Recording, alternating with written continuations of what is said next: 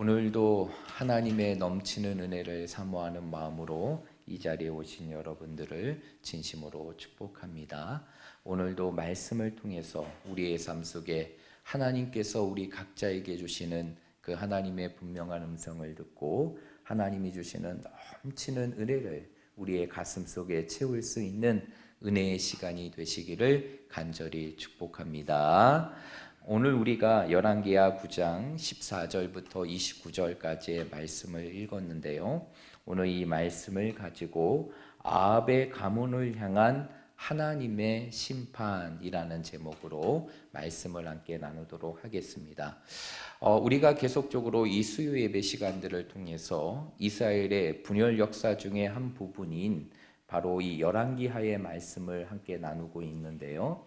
특별히 이 열왕기하의 말씀을 나누면서 어떠한 부분들을 우리가 함께 나누고 있느냐, 하나님께서 아합의 가문을 심판하시기 위하여 준비해 가시고 이제 그 아합의 가문을 향한 하나님의 심판을 이루어 가시는 부분들을 우리가 말씀을 통해서 함께 살펴보고 있습니다. 그런데 이러한 아합을 향한 하나님의 심판은 이미 8장에서부터 그 심판의 모습들이 준비되고 시작되었다는 것입니다. 그 시작은 바로 누가 왕이 됨으로 시작되게 되느냐? 바로 아람의 새로운 왕이었던 하사엘이 왕의 자리에 오름을 통하여서 이 아합의 가문을 향한 하나님의 심판은 시작이 되게 된 것입니다. 그런 가운데 하나님께서는 하사엘을 아람의 왕으로 세우시고 그 하사엘을 통하여서 누구와 전쟁을 하게 하십니까? 누구와 전쟁을 하게 하시죠? 바로 오늘 말씀에도 나와 있는 북이스라엘의 9번째 왕이고 그리고 아합의 아들이었던 이 요람과의 전쟁을 하게 하십니다. 그리고 요람과의 전쟁을 통해서 그리고 요람은 하사엘과의 전쟁을 통해서 어떠한 결과를 얻게 됩니까? 몸에 부상을 얻게 되고 그로 인하여 결국에는 길리앗 라못이라는 전쟁의 터를 벗어나 그가 회복할 수 있는 이스라엘로 가게 되는 것입니다. 이러한 모든 일련의 과정들이 결국 무엇을 의미하는 것이냐? 하나님이 아합의 가문을 향한 그 심판의 칼을 드셨고 그 심판의 칼을 이제 아합의 가문에 이루시는 부분들을 말씀을 통해서 보여주고 있는 것입니다. 그런 가운데에서 이제 하나님께서 아합의 가문을 향한 완전한 심판을 위하여 하나님께서 준비하신 히든 카드를 드시게 되는데 그 히든 카드는 바로 누구냐? 바로 우리가 지난 시간에 살펴보았던 대로 바로 북이스라엘의 10번째 왕, 다시 말해서 요람의 다음의 왕이었던 바로 누구를 의미하는 것이냐? 예후를 의미하는 것입니다. 하나님께서는 하사엘을 통하여 이루지 못한 아합의 가문을 위하여 아합의 가문의 심판을 위하여 하나님께서는 누구를 준비하신 것입니까? 예후를 준비하신 거죠. 그런 가운데에서 우리가 지난 시간 9장 1절부터 13절까지의 말씀을 통해서 이 예후가 이제 어디의 자리에 오르게 됨을 우리가 함께 살펴보았습니까? 왕의 자리에 오르게 되고 하나님의 놀라운 섭리 속에 북이스라엘의 왕으로 기름 붓게 되는 그 과정의 부분들을 우리가 지난 시간의 말씀을 통해서 함께 살펴보았습니다. 여러분 기억이 나시나요? 하나님께서 그 예후를 어떻게 기름 부어 세우시는지 그 부분들을 기억하십니까? 그 부분들을 우리가 잠깐 살펴보고 오늘 말씀으로 넘어가면 하나님께서는 이제 어떻게 하느냐? 엘리사 선지자를 통해서 예후를 북이스라엘의 새로운 왕으로 기름 부어 세우십니다. 그것을 위해서 바로 엘리사 선지자의 제자였던 한 사람을 누구에게 보냅니까? 예후에게 보내게 되죠. 길르앗 라몰에서 아람과의 전쟁을 벌이고 있는 그 예후에게 하나님께서는 엘리사 선지자를 통하여서 그의 제자 한 사람을 그에게 보내게 하시고 더 나아가서 그 선지자를 통하여, 그 선지자 제자를 통하여 어떠한 일을 벌이게 되느냐? 바로 그 예후에게 기름을 붓게 됩니다. 그리고 그 기름 부음은 놀랍게도 어떠한 결과로 나타나게 되느냐? 바로 그 주변에 있는 모든 예후의 동료들이 그를 무엇의 자리에 세우게 됩니까? 왕의 자리로 세우게 됩니다. 그래서 우리가 지난 시간에 읽었던 13절 말씀, 9장 13절의 말씀에 보면 이러한 부분들을 분명하게 설명하고 있습니다. 우리 13절의 말씀을 우리 한번 읽어보도록 할까요? 13절입니다. 시작.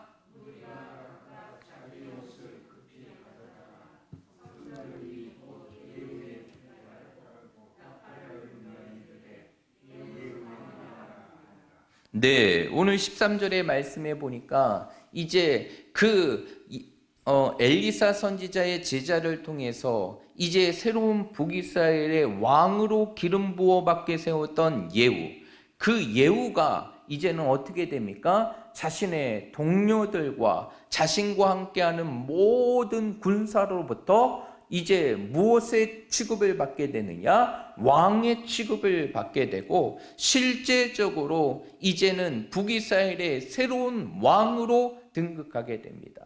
그러나 이 모든 것들은 결코 우연이 아니라 결국 무엇입니까? 아합의 가문을 심판하시기 위한 하나님의 계획이며 하나님의 섭리게 되는 것이. 그리고 하나님께서는 이제 이 예후를 통해서 아합의 가문을 심판하시는데, 그런데 오늘 본문의 말씀은 하나님께서는 어떻게 아합의 가문을 심판하시는가, 그 부분들이 오늘 본문의 말씀에 나와 있는데 하나님께서는 어떠한 방법으로 예후를 통하여 아합의 가문을 심판하시게 되느냐, 오늘 본문의 말씀의 내용을 쫙 살펴보면 하나님께서는 바로 아합의 아들이었던 누구를 죽게 합니까? 요람을 죽게 하고, 그리고 그 요람과 함께 있었던 남유다의 왕이었고 아합의 사위였던 아하시야를 죽임을 통하여서 아합의 가문을 향한 하나님의 심판의 부분들을 본격적으로 이루게 되게 됩니다. 그런 가운데에서 오늘 본문의 말씀은 이러한 하나님께서 예후를 통하여 요람을 어떻게 죽게 하시고 더 나아가 아하시야의 죽음이 어떻게 이루어졌는가를 설명하고 있는 것이 오늘 본문의 말씀인데요. 오늘 14절과 15절의 말씀에 보면 어떠한 내용을 설명하고 있느냐, 이미 제가 여러분들에게 설명드렸던 대로 바로 전쟁의 상황 속에서 이제 북이스라엘의 왕이었던 요람과 그리고 하나님께서 아합의 가문을 위하여 세우신 아람의 새로운 왕이었던 하사엘과의 전쟁의 내용들을 설명하겠죠. 그리고 그 전쟁의 상황 속에서 결국에는 요람이 무엇을 당하게 됩니까? 부상을 당하게 되고 그가 회복을 위하여 어디로 도망가게 됩니까? 이스라엘로 도망가게 됩니다.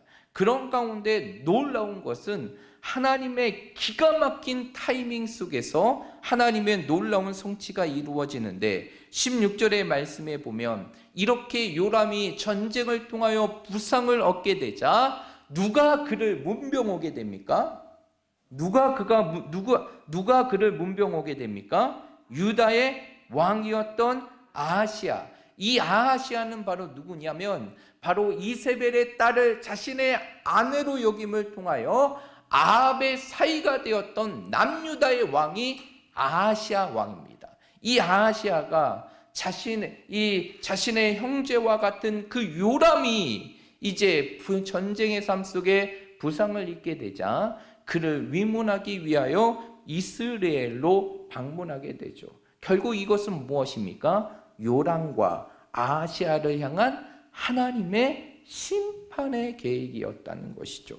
그런 가운데에서 이제 어떠한 일이 펼쳐지게 되느냐, 오늘 17절부터의 말씀을 보게 되면 이 요람이 이제는 전쟁의 삶 속에서 부상을 얻게 되고 이스라엘로 도망가서 그 이스라엘에서 회복을 하게 됩니다. 그런데 그런 가운데 왕을 지키던 파수꾼이, 오늘 보면 왕을 지키던 파수꾼이 누구를 확인하게 되느냐? 17절의 말씀에 보니까 어떠한 무리가 오는 것을 확인하게 됩니까? 예후의 무리가 오는 것을 확인하게 됩니다. 그러자 그 요람 왕은 어떻게 합니까? 그 파수꾼에게 명령하여 한 사람을 보내어 그 예후를 맞이하여 보내서 무엇을 묻게 합니까? 평안을 묻게 합니다. 여러분, 오늘 이 17절의 말씀에 보면 우리가 조금 생각해야 될 부분들이 있어요. 그것이 바로 무엇이냐면, 왜 요람은 이제 그 전쟁의 상황 속에서 이제 예후의 무리가 오는 것을 확인하고, 그 예후의 무리가 오는 것을 확인한 이후에 자신의 군사를 그에게 물어봐서 그에게 보내어서 그에게 평안하냐라고 묻게 되는 것일까요? 왜 여기서 평안하냐라고 묻는 것일까요? 그리고 여기서 말하는 평안하냐라는 것은 도대체 무슨 뜻인가요? 여러분, 여기서 평안하냐라는 것은 하샬롬이라는 단어입니다. 우리가 잘 알고 있듯이 샬롬이라는 게 무엇입니까? 평안의 의미가 있죠. 그래서 사실 이스라엘 백성들은 만나면서 주고받는 인사가 바로 무엇입니까? 샬롬이라는 것이에요. 그게 바로 하샬롬, 평안하냐라는 뜻인데, 사실 이 샬롬이라는 단어는 어떠한 뜻입니까? 누군가를 만났을 때 그 사람의 안부를 묻는 인사가 하샬롬이에요. 샬롬이라는 단어예요. 그런데 오늘 이 요람의 왕이 예후가 오는 것을 보고 사람을 시켜 그를 맞이할 뿐만 아니라 그에게 평안하냐라고 묻는 것은 예후가 정말 평안한 삶을 보내고 있는지 그의 안부를 묻는 것일까요? 아니라는 것이에요. 여기서 평안하냐라는 것은 예후의 안부를 묻는 것이 아니라, 지금 북이스라엘은 어느 나라와 전쟁을 벌이고 있습니까? 아람과의 전쟁을 벌이고 있죠. 아람의 새로운 왕이었던 하사엘의 침공을 통하여 북이스라엘은 길르알 라못에서 아람과의 전쟁을 벌이고 있어요. 그 전쟁의 삶 속에서, 전쟁의 상황 속에서 그 전쟁을 이끌었던 장수가 바로 예후예요. 그런데 그 예후가 이제는 부상당한 요람을 향하여 오고 있어요. 그리고 그 요람이 그 예후를 향하여 내가 평안하냐라고 묻는 것은 결국 그 사람의 예후의 안위를 묻는 것이 아니라 무엇을 묻는 것일까요? 전쟁의 상황을 묻는 것이에요. 결국 요람이 그 예후가 오는 것을 확인하고 자기의 신하를 정해서 그에게 가서 평안하냐라고 묻는 것은 무엇이냐? 지금 아람과의 전쟁의 상황이 어떠한지를 묻고 오라는 것입니다. 그런데 오늘 본문의 말씀을 보면 이렇게 예후를 향해 보냈던 그의 신하가 다시 돌아옵니까? 돌아오지 않습니까? 돌아오지 않아요. 돌아오지 않게 됩니다. 그러니까 어떻게 하게 됩니까? 요람이 19절의 말씀에 보면 또 한 사람을 보내게 됩니다. 누구에게? 예후에게 보내게 되죠. 그리고 동일하게 전과 같이 그 예후를 만나서 평안하냐라고 묻고 오게 하죠. 그런데 그 두 번째 사람도 결국에는 돌아옵니까? 돌아오지 않습니까? 돌아오지가 않게 돼요. 그러니까 결국 누가 가게 됩니까? 바로 이 북이스라엘의 현재 왕이었던 요람과 그리고 그를 병문하고 왔던 아하시아 왕이 직접 말을 타고 누구를 맞이하러 갑니까? 예후를 맞이하러 가죠. 그리고 그 예후를 향해 뭐라고 얘기합니까? 오늘 우리가 읽었던 22절의 말씀에 보니까 요람이 예후를 보고 이르되 예후야 무엇하냐? 평안하냐라고 물어요. 평안하냐라고 물어요. 이것은 앞에서도 말씀드렸듯이 그 전쟁의 상황들이 어떻게 이루어지느냐라고 묻게 되죠. 그랬을 때 예후가 그 요람을 향해 뭐라고 얘기합니까? 내 어머니 이세벨의 음행과 술수가 이렇게 많으니 어찌 평안할 수 있느냐라고 얘기하게 됩니다. 그제서야 결국 요람은 무엇을 알게 됩니까? 예후가 모반을 했다는 사실을 깨닫게 되고, 그 사실을 누구에게 알립니까? 자신과 함께하는 아하시아 왕에게 알리게 되죠. 그러나 하나님께서는 그 예후를 통하여 어떻게 합니까? 작정하시고 계획하신 대로 예후의 화살을 통하여서 누구를 죽게 하시고, 예후의 화살을 통해서 누구를 죽게 하십니까? 요람의 왕을, 요람을 죽게 하시고, 그리고 27절의 말씀에 보니까 마지막에는 누구까지도, 아하시아 왕까지도 죽음을 맞이하게 되는 것이 바로 오늘 우리가 읽었던 이 본문의 말씀이라는 것입니다. 그렇다면 이렇게 아합의 가문을 향한, 예후를 통해 아합의 가문을 심판하시는 그 하나님의 분명한 말씀을 통해서 오늘 이 시대를 살아가는 우리들이 우리의 삶 속에 기억해야 될 중요한 메시지가 있는데, 그 메시지는 바로 무엇이냐? 그것은 바로 무엇이냐? 하나님은 언제나 우리의 원함과 고통을, 그리고 우리의 아픔을 반드시 갚아주시는 분이 우리 하나님이라는 사실을 오늘 본문의 말씀을 통해서 우리에게 가르쳐 준다는 것이에요. 여러분은 믿으십니까? 하나님이 내 삶의 모든 원함과 고통, 내 모든 아픔을 갚아주시는 분이 하나님이라는 사실을 믿으십니까? 하나님은 우리의 인생의 삶 속에 우리의 모든 것을 갚아주시는 분이 하나님이세요. 여러분, 오늘 본문의 말씀은 그러한 하나님의 갚으심의 모습을 아주 분명하게 보여주고 있습니다. 오늘 본문의 말씀에 보면 예후가 결국에는 화살을 통해서 누구를 죽게 합니까? 요람을 죽게 하죠. 그런데 오늘 본문의 말씀을 쭉 보게 되면, 본문의 말씀을 죽게 되면 그 예후의 화살을 통해서 요람이 죽게 되는 과정을 보게 되면 그것이 결국 누구의 갚으심임을 설명하고 있느냐? 하나님께서 이미 아합을 통해서 흘리게 한 나봇의 피를 갚게 하는 것임을 오늘 본문의 말씀은 설명하고 있다는 것입니다. 그 부분들이 어디에 나와 있느냐? 바로 오늘 우리가 읽었던 25절과 26절의 말씀에 분명하게 나와 있다는 것이, 여러분 우리 25절과 26절의 말씀 한번 읽어보도록 하겠습니다. 시작.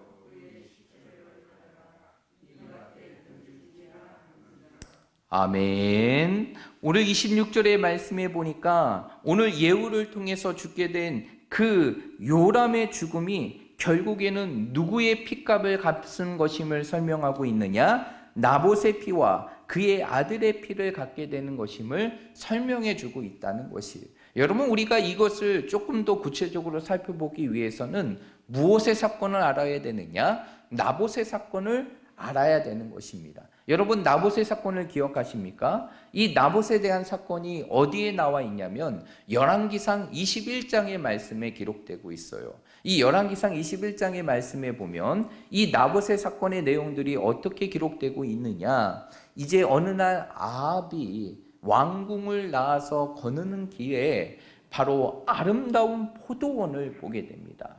그 포도원의 주인은 누구입니까? 나봇이게 되죠. 그런 가운데에서 왕이었던 아합이 그 아름다운 포도원을 갖기를 원합니다. 그리고 수소문해서 도대체 이 땅의 주인이 누구인지를 찾아내게 되죠. 그리고 나봇에게 제안을 하게 됩니다. 내가 원한다면 이 포도원보다 더 좋은 포도원을 너에게 주겠다. 그리고 이것이 아니라면 내가 원하는 대로 모든 돈을 주고서 그 너의 포도원에 대한 대가를 지불하겠다라고 얘기합니다. 그런 가운데에서 이 나봇이 이 아합에 대한 제안을 거절합니까? 받아들입니까? 거절하게 돼요. 성경의 말씀에 보면 왜 거절하는지를 설명하고 있는데 그것은 바로 무엇이냐? 이 땅은 하나님께서 우리에게 주시는 유산이기 때문에 이 땅을 팔 수 없습니다 라고 얘기하죠. 그러자 아합이 자신이 원하는 것을 갖지 못하게 되니까 너무 분노한 가운데 왕국으로 돌아오게 되고 그 이야기를 누구에게 합니까? 이세벨에게 하게 되죠. 그러자 이 이세벨을 어떻게 합니까? 그가 모략을 깨워서 어떻게 합니까? 자신이 알고 있는 불량배들을 그 가운데 보내게 하고 그 나봇과 그의 아들들에게 엄청난 죄악을 씌집어서 결국에는 어떻게 합니까? 나봇과 모든 아들들을 참혹하게 죽이게 됩니다. 그런데 그 죽이게 되는 모습을 본 때, 죽이게 되었을 때 하나님께서 엘리야 선지자에게 임하게 되죠. 그리고 엘리야 선지자에게 뭐라고 얘기하느냐? 우리 한번 말씀을 찾아볼까요? 열왕기상 21장. 열왕기상 21장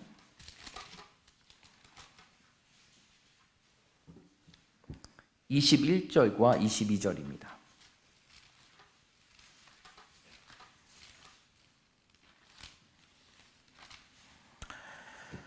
열왕기상 21장 21절과 22절의 말씀입니다. 우리 먼저 19절부터 말씀을 한번 읽어보고 21절과 22절의 말씀을 한번 읽어보도록 19절의 말씀을 읽고 21절의 말씀을 읽도록 하겠습니다. 19절과 21절입니다. 시작.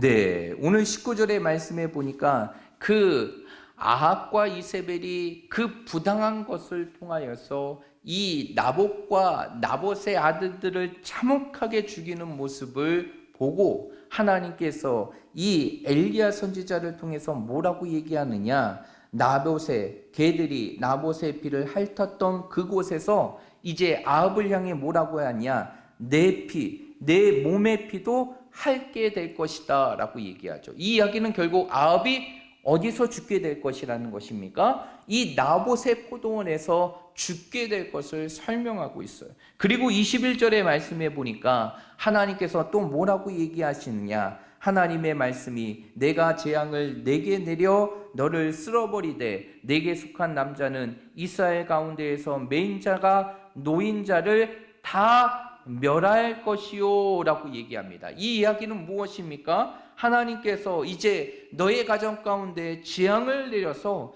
내게 속한 모든 남자들을 다 죽이게 되죠.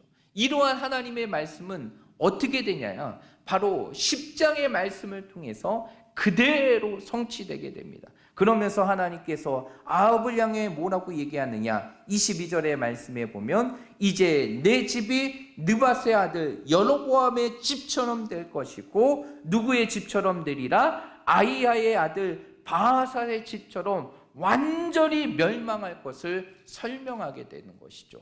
그러면 결국 오늘 본문의 말씀으로 돌아와서 오늘 이 아합의 아들이었던 요람이 나봇의 포도원의 자리에서 죽음을 맞이하게 된 것은 결국 하나님께서 누구의 피를 갖게 하신 것입니까? 나봇의 피를 갖게 하신 것을 보여주는 것이에요. 여러분, 우리 하나님은 어떠한 하나님이십니까? 공의로운 하나님이세요. 여러분, 하나님의 공의로움이 무엇일까요? 하나님의 공의로움은 한마디로 하나님께서는 이 세상에 하나님의 자녀들이 세상으로부터 핍박받고 고통받고 그리고 고난의 시간들을 보내는 그 모든 것을 누가 갚아주신다는 것입니까? 하나님이 갚아주신다는 것이, 여러분, 우리 하나님이 공의로우신다는 것은 하나님께서 우리의 모든 것을 뭐하여 주신다? 갚아주신다는 것이, 우리가 때로는 믿음의 인생의 삶을 살아가다 보면 때로는 어떠한 순간들을 경험합니까? 내 삶 속에서 억울한 순간들을 경험하고 내 삶 속에 아픔의 순간들을 겪게 될 때가 있어요. 정말 내 인생의 삶 속에서 왜 내게 이러한 일들이 일어나는가 도대체 이해할 수도 없고 세상으로부터 우리 자신이 감당할 수 없는 그러한 고통과 아픔의 순간들을 겪게 되는 순간들이 있어요. 그것이 우리가 잘못해서가 아니라 때로는 믿음의 길을 걸어간다는 그 이유만으로 그 모든 것들을 우리가 감수해야 되는 인생의 순간들을 맞이할 때가 있다는 것입니다. 그러나 우리가 그 순간 속에 반드시 기억해야 될 것이 있어요. 그것은 바로 무엇일까요? 하나님께서는 우리의 모든 것들을 뭐 해주신다? 갚아주신다는 것이, 하나님께서는 때로 우리가 이 세상 속에서 억울한 순간들을 경험하고 때로는 믿음을 지키는 이유만으로 가슴 아픈 순간들을 경험하게 되고 때로는 세상으로부터 모진 공격과 핍박의 순간들을 보며 우리의 마음속에서 분노할 수밖에 없는 인생의 순간들을 맞이할 때 하나님께서는 그러한 모든 것들을 보고 그냥 지나치시는 분이 아니라 하나님께서는 우리의 이러한 모든 것들을 뭐 해주신다? 갚아주신다는 거예요. 그 갚아주심이 결국 하나님의 무엇을 통해서 이루어지는 것입니까? 공의로움을 통해서 이루어진다는 것이, 결국 하나님이 공의롭다는 것은 하나님께서 우리의 아픔을 갚아주시고 우리의 눈물을 갚아주시며 우리의 마음의 모든 상처를 갚아주시는 분이 바로 누구시다? 하나님이시라는 사실을 우리에게 가르쳐주는 것이, 그래서 데살로니가후서 1장 6절과 7절의 말씀에 보면 하나님께서 자신의 공의로움을 통하여 하나님의 자녀들의 갚아주심의 모습을 분명하게 설명하고 있다는 것이, 우리 한번 찾아볼까요? 데살로니가후서 1장 6절과 7절 말씀입니다. 데살로니가후서 1장 6절과 7절입니다.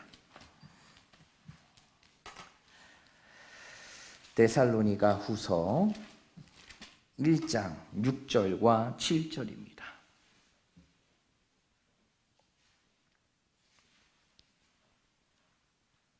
다 찾으셨습니까? 다 찾으셨어요? 그러면 우리 한 목소리로 데살로니가후서 1장 6절과 7절의 말씀 함께 읽도록 하겠습니다. 신약 334페이지에 있습니다. 시작! 너희로 환난을 받게 하는 자들에게는 환난으로 갚으시고 환난을 받는 너희에게는 우리와 함께 안식으로 갚으시는 것이 하나님의 공의이시니 주 예수께서 자기의 능력의 천사들과 함께 하늘로부터 불꽃 가운데 나타나실 때에. 아멘. 오늘 이 말씀을 보면 하나님께서 뭐라고 얘기하시느냐, 이렇게 얘기했어요. 하나님의 자녀들이 환난을 받게 하는 자들에게는 하나님께서 그들에게 무엇으로 갚으신다? 환난으로 갚으시고 환난을 받는 너희에게는 하나님께서 무엇으로 갚아주신다? 안식으로 갚아주신다. 그런데 그 모든 것들이 하나님의 무엇임을 설명하고 있습니까? 공의로움이심을 설명하고 있다는 것이에요.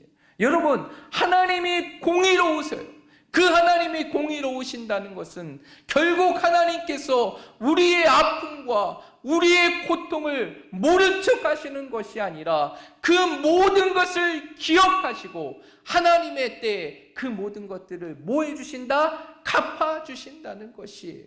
그래서 그 환난 가운데 우리를 내버려 두는 것이 아니라 그 환난 이후에 하나님의 안식으로 우리의 모든 것을 갚아주시는 분이 누구이시다? 하나님이시라는 것이에요. 여러분, 이 사실을 믿으십니까?